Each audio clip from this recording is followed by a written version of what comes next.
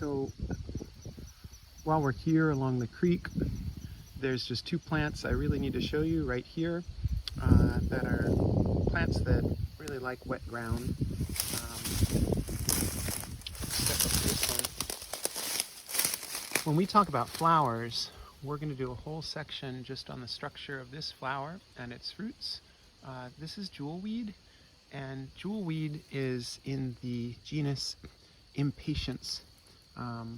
Impatiens sounds like the I'm not patient adjective. It's spelled a little differently. But this jewelweed is a beautiful orange bumblebee pollinated flower. There's a lot of cool things about jewelweed, and the flower structure is one of them, and the fruits are another. So we'll see if I can find a ripe fruit here to demonstrate for you. But there are two species. There's this spotted jewelweed that's orange. That's Impatiens capensis. And then if I see it today, I'll also show you the yellow jewelweed called the pale jewelweed Impatiens pallida.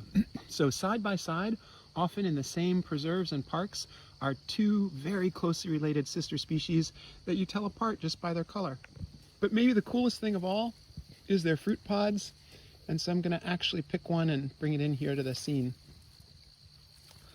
This, yeah, let's get that puppy in focus if we can. This is a fruit. You can see that pod. Come on, little pod.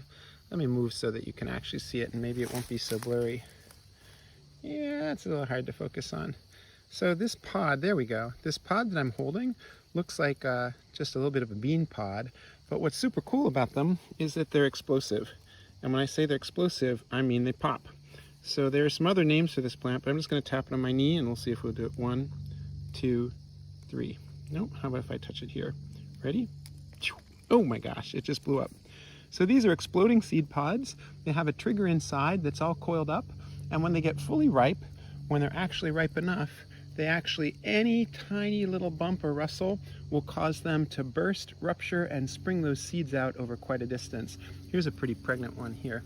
Let's see if I can get one more to pop. They're pretty great. The final thing is the seeds inside taste like walnuts and they're edible. So this is a really great snack. I just had a fantastic lunch, and I guess I'll finish it off by chowing down on a little bit of jewelweed pod. Oh my gosh, that's good. Just like a black walnut.